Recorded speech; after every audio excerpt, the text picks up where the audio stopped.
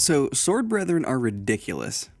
Welcome back to Theory Hammer 40k Math Nerds, where in this unit breakdown episode, we're going to analyze the Sword Brethren, because this unit is, without hyperbole, actually insane, and in short, destroys like literally anything in the game. So, if you guys and gals enjoy these episodes and this kind of content, then thunderhammer that like button with zeal, subscribe to the channel, purge Nurgle's bell, leave a comment, and check out our other videos. So what makes the Sword Brethren so insane? Well, we'll first take a look at their equipment, starting with their ranged weapons. The ranged weapons are not insane, but it's important to note that a unit of 10 rocks out with 4 flamer pistols, so they can actually shoot them in combat, and they can actually clear out screens relatively well. They have a couple of plasma pistols as well, and I think like a single shot bolt pistol thing, and then like a combi bolter, so nothing crazy, but those 4 flamers that shoot are all strength 4, and so they do help clear screens out a little bit. I see these being useful in situations where you want to actually be able to clear out a screen and then charge what's behind it, or like in situations where they flame and then kill some like small unit, you know, like scouts or something, and then have to charge into something else. They're just nice to have, considering that this is basically a combat unit, so having a bit of shooting slash, screen clearing is pretty nice. So now, that is talking a 10-man unit, so 5-man units still take 2 flamer pistols, a plasma pistol, combi bolter, so still not terrible considering it's a 5-man unit that's like dedicated to close combat. Now, we're probably all familiar with this unit and what it does. During combat, they can add +1 to the damage of their weapons. Okay, so what are they equipped with? Well, we have a mastercrafted power weapon, 1 will have lightning claws, 1 will have a thunder hammer, and 2 will have like regular power swords. So that makes, our mastercrafted power weapon 3 damage. That makes our thunder hammer 3 damage. It makes the twin lightning claws 2 damage. It makes all the regular power swords 2 damage. It's just nuts. That is on a 5-man unit, and that's like, it's a lot of attacks as well. So it's like 13 that are 2 damage, which is like 40% of which of those are twin linked, and then you have 8 more just like regular attacks from either the Thunder Hammer or the Mastercrafted Power Weapon that are all 3 damage. Some have dev wounds, some don't. So that +1 damage also applies to any attached characters, which we'll get to very soon. And when we pair this with a few other buffs, this fucking unit just straight launches shit into outer space, dude. So, as the Black Templar detachment, we can pick either lethals or sustained. Now, I just want to make it very clear, I just want to be doing the math on this unit, just to show you guys how much damage it can do. I don't really have a horse in this race. And then we have a lieutenant attached to the unit, which gives them lethals. So now they have lethals and sustained and full rerolls because of Oath of the Moments. We're going to stack as much as we can on this unit to see how much damage we can do. So now Helbrecht attaches to the unit. He'll give the unit +1 strength, which makes them, wound most vehicles on 5s unless it's like a Land Raider. Though the most important thing he does, though, is he gives you crits on 5s. So now you have lethals and sustained on 5s with full rerolls because of Oath. Then you can use a strat for +1 AP and +1 strength if you really need it. You have to put them into another doctrine to get the +1 strength, so you probably don't need it very much, but we're going to put it in there as well. This is hard to stack together in your brain, just how much damage this unit can do. So let's pick up our Theory Hammer and see just how much damage this unit does when it's fully stacked, because it's outrageous. We're going to start with my favorite example, the Land Raider. This unit is always going to have, so it's a 10-man unit again. Anything that has Armor of Contempt has it, but we have as much buffs on us as absolute possible. So we're Strength 7 with our swords, we're AP 3, we're +1 AP. So we're AP 3 with our swords and stuff, and we have 10 guys in the unit, and they're all swinging in. The power swords alone, you hit with 15 of them, you actually end up with more wounds because of your lethal hits, so you get 16 wounds. They're AP 3, so they become AP 2, you fail half, it takes 16 damage, and that is a dead Land Raider, folks. Then you have the Lightning Claws, they do another 10 damage. Then you have the Mastercrafted Power Sword. That does another 5 damage on average. And then the Thunder Hammer does another 8 damage, well, almost 9. And that's 2 of the Thunder Hammers. You have Helbrecht as well. He sweeps or he strikes for the same amount, which is like 13 or 14 damage by himself to a Land Raider. And then you have the Lieutenant at just 6.5. So, in total, if you take 10 of these fucking things, you do 60 wounds. You do 60 wounds to a Land Raider. If you only take 5 guys, you still do 40 wounds to a Land Raider. Like, that's crazy. So, very likely in this situation where you're doing 40 wounds with even 5 of your guys, you really don't need that +1 AP. But let's go after something else. Let's go after a Catan. Same deal, same number of hits there. Same number of wounds. The Catan fails 8, it's got a feel no pain, so it takes like 5.5 damage. Your lightning claws cause about 3 damage-ish. Your mastercrafted power sword causes about 3.5. Your thunder hammer will cause like 4. Helbrecht will then use his strike and do 5 more damage. The lieutenant will do another 3. And yeah, you do 24 damage to a Catan. If you're only taking 5 guys, you can still do 16 damage to a Catan. It only has 12 wounds, and so that's dead Catan either way. Let's kill the Avatar.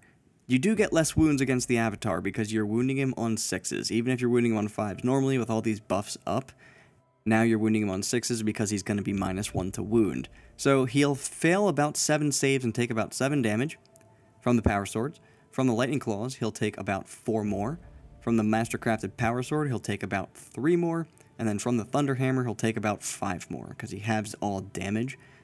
So he is pretty damn hard to kill. Whether you sweep or you strike with Helbrecht, you're going to do 4.2 wounds. You're going to do like 4 wounds to him. The lieutenant will do 3.5, and in total, you'll do 26 damage to the Avatar if you take 10 of these guys. You'll do 17 damage to the Avatar if you take 5. Guess what? Dead Avatar either way. Alright, Terminators.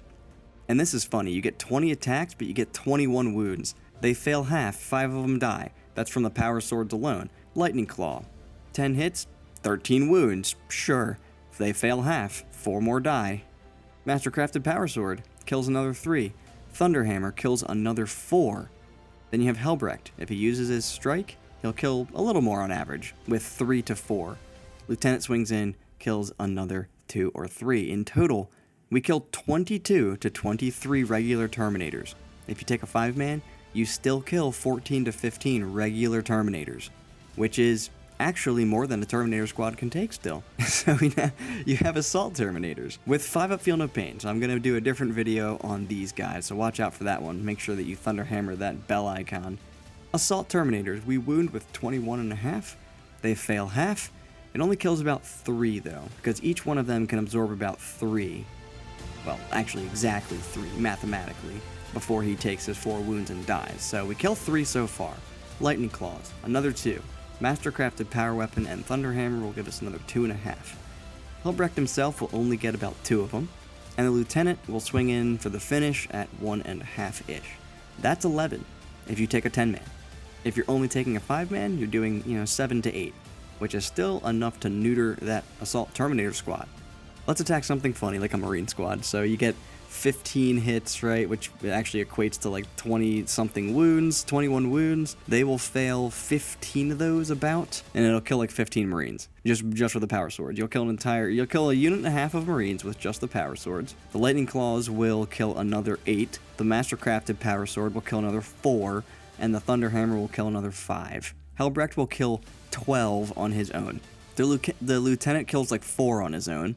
And in total, you kill 47 Marines. If you're taking a 5-man unit, you're only going to kill 30 of them, 30 to 31. So yeah, pretty dumb. Alright, so let's go after a great unclean one, with a 4-up Feel No Pain, of course. We have a ton of wounds, because we wounded on 5s, plus our lethals, and it fails half, and it basically halves the damage, because it's got a 4-up Feel No Pain. So, that's 8 wounds. The Lightning Claws will do about 5 wounds to it, and the Mastercrafted Power Weapon, you're looking at about 2 to 3 wounds from that. Thunderhammer is going to do about 4, the 2 Thunderhammers, I should say. And then you have Helbrecht. He'll do about 5 regardless of what you choose there. And then the Lieutenant will do about 3. So in total, you'll do about 27 to 28 wounds to a great unclean one that has a 4-up Feel No Pain, which should be enough to kill it. If you're only taking 5, you're still going to do 17 to 18 wounds to this damn thing. So this unit is pretty ridiculous, but I think we need to amp up our game. I think we need to attack a Warlord Titan and see how much damage we can do. So we start the same, we get 15 or so hits, and then we wound it with 13-ish, 13 or 14, because we are wounding it on 6s instead of 5s, because we don't have any +1s to wound, we just have +1 strengths. This thing's toughness 16, so we're wounding it on 6s, plus like the other 12 lethals that we got in total, because we're +1 AP.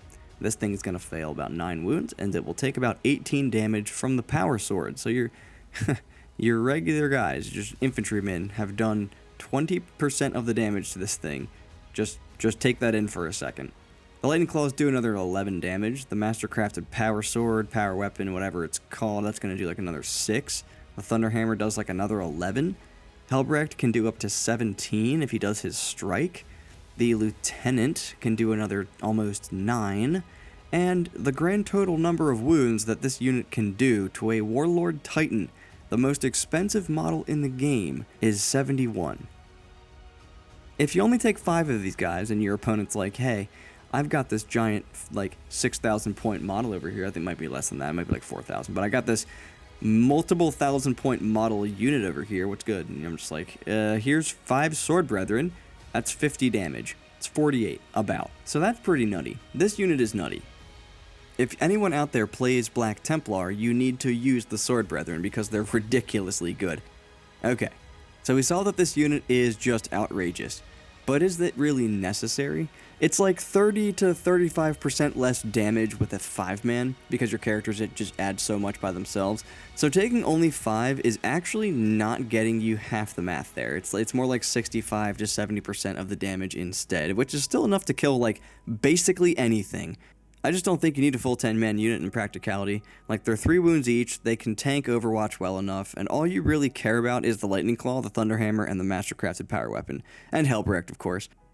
All of those are what really end up doing the business here, in terms of like model-by-model output. But you can run them in a 10-man unit for a variety of reasons, though, mainly being that they can stay in combat or like use devout push. So the question kind of just becomes like, what is, for everything, what is this unit really good against? What is it tailored against? What's their main targets? And for this unit, honestly, literally anything. And that is actually not something you can say often in this game. Like, yeah, like, this unit deletes everything, but in reality, like, it doesn't, Like, there's some units that are so durable that very few things in the game can actually kill them entirely in one go. There are units that can do a ton of damage and just effectively neuter a unit, but maybe not entirely destroy it. There's not a whole lot of things in the game that can just straight up kill anything. This unit, especially with 10 brothers, can kill anything, dude, and I mean anything. They do like 72 damage to a Warlord Titan, and that truly should not count as a benchmark. I only use that as an example because they can kill any regular unit in the game so hard that you have to compare it to shooting a Titan with another Titan, so they don't really have like a best target, they just fucking kill anything. Like, fuck finding an STC, dude. Call needs to study the Black Templar because the Black Templar have figured out how to break the laws of physics and delete matter from like existence entirely.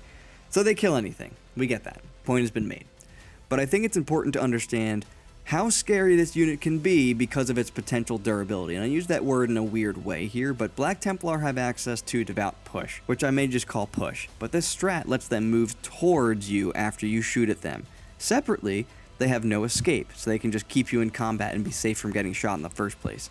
If we're talking about their stats, then all you really need to know is that they are 3 wound Marines. Like, they don't have a 2-up save, they don't have an invul, none of that.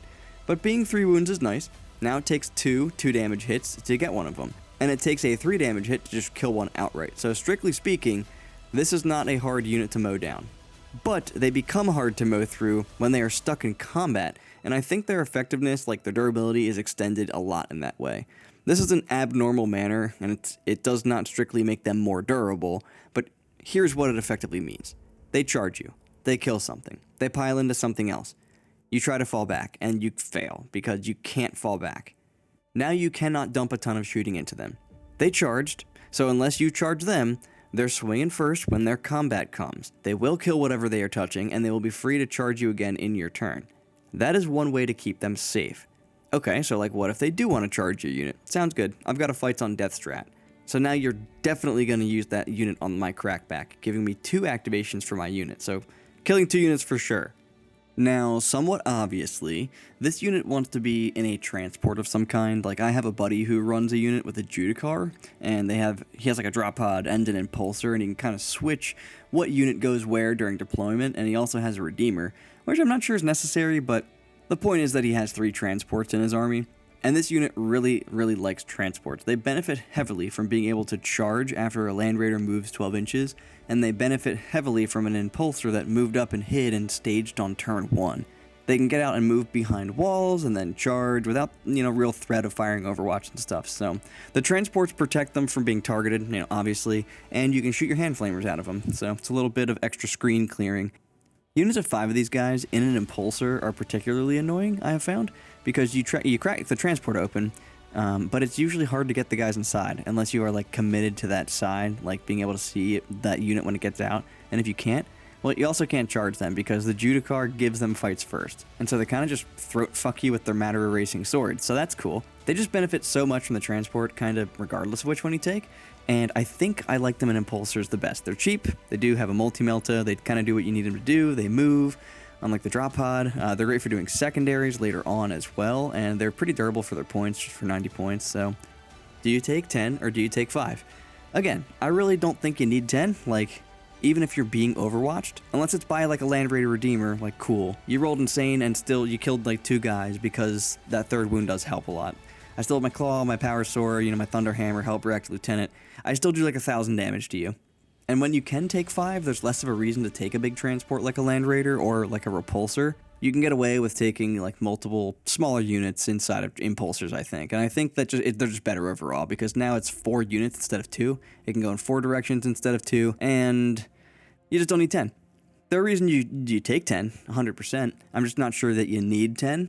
10 does allow you to like use Devout Push easier because then, you know, you can take decent punishment and have 4 to 5 guys left plus the characters. It does make fighting on death feel better. So there is an argument for both for sure, but I would personally take smaller units because their output is enough as it is.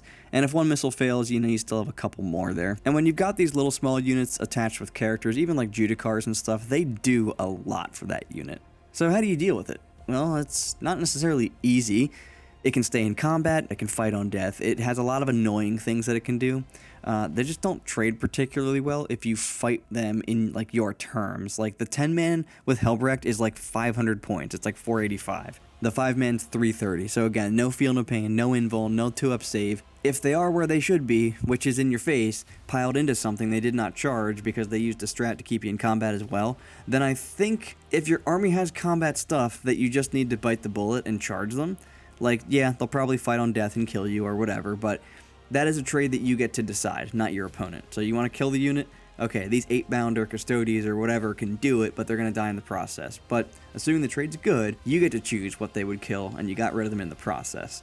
If you can get away from them, meaning over 7 inches away, then you can just dump everything into them and shoot them dead as well. This is just not a position that you see them in very often because of the aforementioned strats. And so that's going to do it for this laboratory session on the Sword Brethren. So just wait until we get to their Assault Terminators. It's the only unit like that when we're talking about 5 Sword Brethren actually doesn't die. So what did we learn? We learned that Sword Brethren can delete matter from existence. We also learned that they are extremely annoying because they have so many combat tricks. And that's it. That's all we learned here. So Sword Brethren are actually super cool. They look really cool. They hit like an absolute train. And yeah, facing them is very, very scary, I will certainly say, because I don't actually play Black Templar. I don't do that. So, if you guys liked the video, then smash the like button, the subscribe button with your 3 damage Thunder Hammers, purge Nurgle's Bell, leave a comment, watch our other videos as well. There's lots of 40k stuff, lots of swearing, lots of fun. Theory hard, aliens, mutants, and heretics, and I'll catch you at the Theory Hammer Laboratory in the next one.